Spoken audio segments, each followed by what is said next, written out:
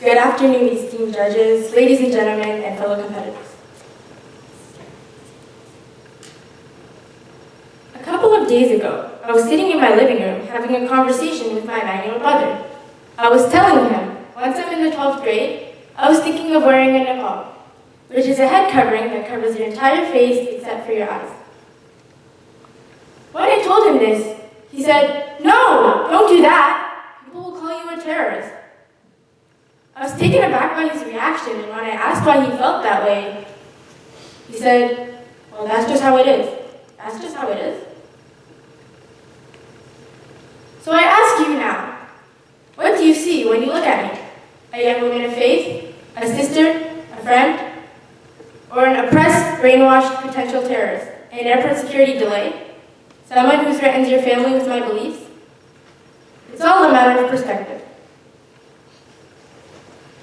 Many of us have experienced racism. Chances are you may have experienced it, whether for your socioeconomic status, religious beliefs, or the color of your skin.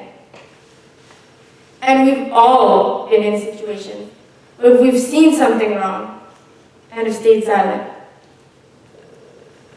Maybe we stayed silent because it made us uncomfortable. Sadly, with the rise of right-wing groups, protectionist government, and general lack of information, it seems like Islamophobia is a socially acceptable form of hatred. As Muslims, we're expected to put up with it and smile, the nasty stares we get, the comments that are made as we walk past, the random security checks that are not so random at airports that happen most of the time. Not just in our own neighborhoods and cities, but on national and international stages. Like in the United States, you have President Donald Trump calling for the registration of American Muslims and banning Muslim immigrants and refugees from entering the country. It's no coincidence that hate crimes rise in parallel with election cycles. I don't actually blame you if your perceptions of me are negative. That's just how the media portrays people who look like me. One study shows that about 80% of media coverage about Muslims is negative. Another shows that nearly half of Canadians view Islam unfavorably. Anti-Muslim propaganda seems to be working very well. Why is the way we look a problem in today's society? Why are we looked at as a disease in the body of Canada, or a pest, an infestation? Why is it that when my family walks down the street in downtown Toronto, someone yells, "Go home!" or "You're not Canadian!" or "Effing terrorists"? Is it because of how we look? Is that the difference? Is it because we are visibly Muslim? Some people say that they don't know a Muslim. For those of you who've never met a Muslim, it's very nice to meet you. Let me tell you a little bit about myself. I'm an 8th grade student at Hillcrest, a daughter, a sister, a cat lover, and an extrovert. And I'm a practicing spiritual Muslim. When I was 11 years old, I decided to put on a hijab. Then a 5th grade student, the only reason I wanted to wear it is because I thought it was pretty. Now when asked why I wear my hijab, my answer is completely different.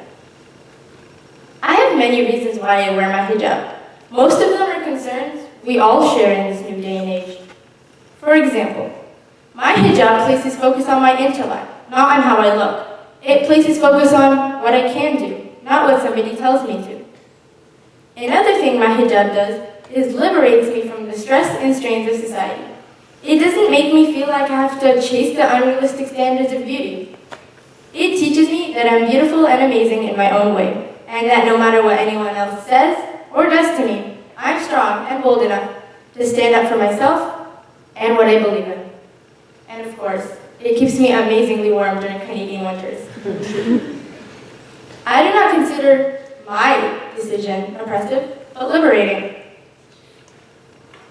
So now, I turn back to you, asking you how we can fix this huge problem of Islamophobia. I would suggest education and empathy. Canada prides itself on its cultural diversity. We need to make sure that it stays that way. If we raise our voices, that's how we end the hate. So it's time to choose empathy prejudice. Thank you.